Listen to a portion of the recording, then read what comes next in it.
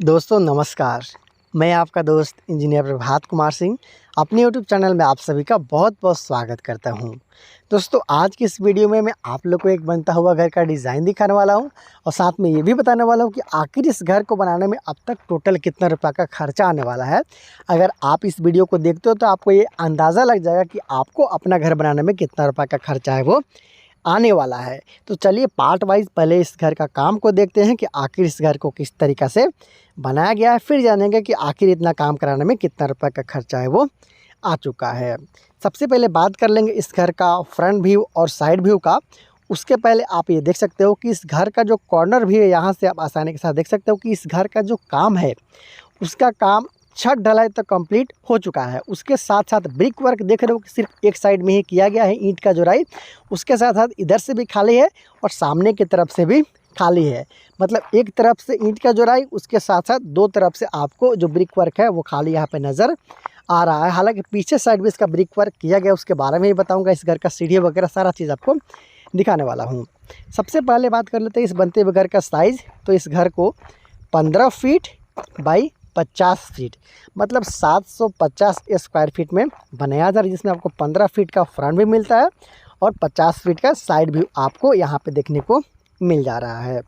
उसके साथ साथ इस घर का जो प्लिंथ हाइट है उसका बात कर ले जाए, मतलब जो घर का कुर्सी लेवल जहाँ पे हम अपना घर का जो फर्श बनाते हैं उस लेवल की बात किया जाए तो ग्राउंड लेवल से लगभग 4 फीट के आसपास पे इसका हाइट है वो रखा गया है। जैसे कि आप यहाँ पे देख भी रहे हो कि सामने की तरफ का जो रोड है वो नीचे की तरफ है, वहाँ से 4 फीट ऊंचा इस घर का प्लिंथ बीम को रखा गया है। उसके साथ साथ आप सामने की तरफ भी देख रहे हो कि एक्स्ट्रा 3 फीट का यहाँ पे छज्जा लिया गया है। ये देख सकते हो लगभग 3 फीट का छज्जा है और इसको जो छज्जा निकाला गया इसको साइड में भी निकाला गया है और सामने की तरफ भी निकाला गया। मतलब 3-3 फीट और भी जो ऊपर में घर बनेगा उसका साइज है वो बढ़ने वाला है। कुछ इस तरीक़ा से आप देख रहे हो।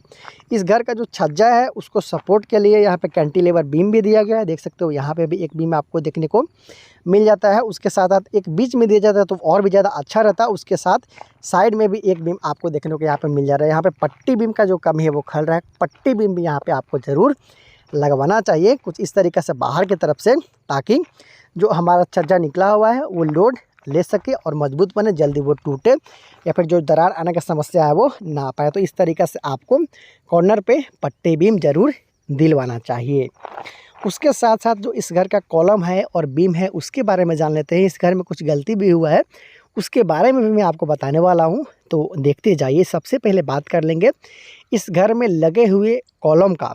तो एक कॉलम को मैं आपको दिखा देता हूँ। टोटल कॉलम का साइज़ यही रखा गया है। जो कॉलम का साइज़ है उससे 12 इंची, ये देखिए ये जो हमारा है वो 12 इंची का है और ये है वो 9 इंची का। मतलब 9 इंची व 12 इंची का कॉलम का इस्तेमाल यहाँ पे किया जा रहा है। काफ़ी अच्छा फिनिशिंग के साथ इसे कास्टिंग किया गया है, आप यहाँ पे देख भी सकते हो। इसमें सरिया का बात कर लिया जाए तो 6 सरिया का इस्तेमाल किया जा रहा है 12 mm का, और जो रिंग है उसे 8 mm का रिंग का इस्तेमाल किया जा रहा है। टोटल कॉलम का बात कर ली जाए तो इस घर में 10 कॉलम आपको देखने को मिलता है। 1 2 3 4 5, उसके साथ साथ 5 और जो कॉलम है वो आपको बिल्कुल बाएं साइड में देखने को मिलता है। मतलब 5 कॉलम इधर और 5 कॉलम उधर, बीच में आपको कॉलम देखने को नहीं मिलता। उधर भी आपको 5 कॉलम देखने को मिल रहा है। मैं पीछे चल के अभी आपको दिखाऊंगा, लेकिन इससे पहले मैं आपको इस घर में लगे हुए जो बीम है इसके बारे में बताना चाहता हूँ। ये जो प्लिंथ बीम है उसके बारे में बताना चाहता हूँ। इस घर का जो काम है, जैसा कि आप देख रहे हो कि इसका घर का जो बल्ली है वो भी लगा हुआ है। सेंटरिंग काम में लगाया गया बल्ली अभी लगाया गया है और इसका जो बीम है इसे आप अच्छे तरीके से समझ पाए, इससे मैं आप लोग को उस कॉर्नर पर ले जाना चाहता हूँ। चलिए वहाँ पे चलते हैं और वहाँ से मैं आपको समझाने का कोशिश करता हूँ। यहाँ से आप अच्छे तरीके से वो समझ नहीं पाएंगे।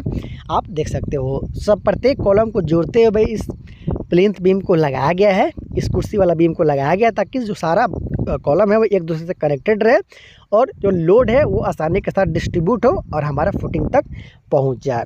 साइज़ का बात कर ली जाए तो इसे 9 इंची बाई 9 इंची का ही रखा गया। कॉलम आपने 9 इंची बाई 12 इंची का देखा था, लेकिन यहाँ पे जो प्लिंथ बीम लगाया गया है उसे 9 इंची बाई 9 इंची का ही रखा गया, जिसमें 4 सरिया का इस्तेमाल किया गया है।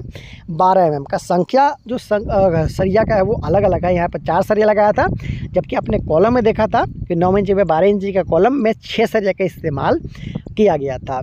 तो इस तरीक़े से अगर आप कॉलम और बीम का साइज़ देते हो तो 2 से 3 तला तक आसानी के साथ आप ले जा सकते हो। अगर 6 सरिया के साथ आप अपने घर का कॉलम बनाते हो और मैक्सिमम दूरी आप 13 से 14 फीट के आसपास में रखते हो। तो देखिए कुछ इस तरीक़ा से इस घर का जो काम है कॉलम और बीम का उसे किया जा रहा है। साथ में जैसे कि आपने देखा कि इस घर का जो काम है वो छत के ढलाई तक कंप्लीट हो चुका है। दो ही तरफ से यहाँ पे ब्रिक वर्क किया गया है। सामने और साइड की तरफ आपने देखा कि बिल्कुल खाली है, लेकिन मैं आपको पीछे की तरफ ले जाकर दिखाना चाहता हूँ। और यहाँ पे इस घर के सीढ़ी को बनाने में कुछ गलत काम किया जा रहा है। आपको इस तरीक़े से गलती नहीं करना चाहिए और इससे बचना चाहिए। किस तरीके से बनाना है मैं सारा चीज़ अभी आपको बताने वाला हूँ। बिल्कुल पीछे की तरफ यहाँ पर आप सीढ़ी देख रहे हो जो कि बिल्कुल गलत दिशा में यहाँ पर बनाया गया है। किस तरीके से बनाया गया पहले वो देखिए। यहाँ से इस घर का सीढ़ी है वो स्टार्ट हो रहा है, लगभग 3 फीट चौड़ा है, सही है। उसके साथ साथ ये इस घर का जो सीढ़ी है उसका फ्लाइट पार्ट है। इस तरीके से आप चढ़ते हुए सीढ़ी पे ऊपर जाते हो। उसके साथ साथ आपको आ जाता है यहाँ पे लैंडिंग 6 फीट चौड़ा।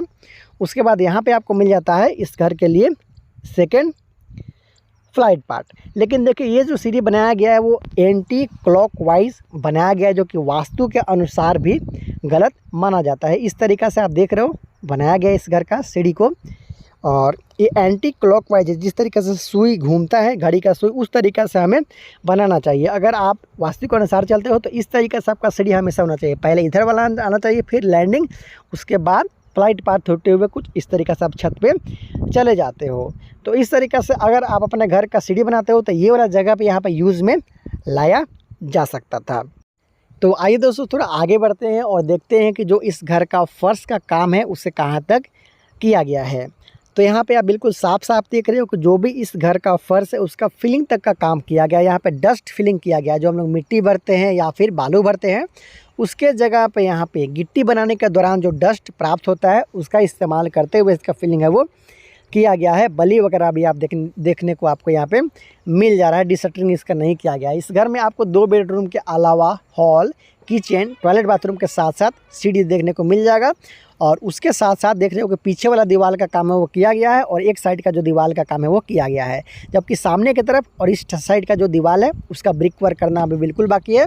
और जो अंदर का ब्रिक वर्क है उसका भी काम अभी बिल्कुल बाकी रखा गया है। इसके बाद किया जाएगा। मतलब फ्रेम स्ट्रक्चर बनाते हुए यहाँ पे इस घर को बनाया जा रहा है। और इसका 2 तरफ से जो वाल है वो किया गया है। सामने की तरफ और साइड की तरफ आपने देखा कि 3-3 फीट का जो छज्जा है उसे निकाला गया है। बात कर लेते हैं कि आखिर इस घर को बनाने में अब तक टोटल कितना रुपये का खर्चा आया है।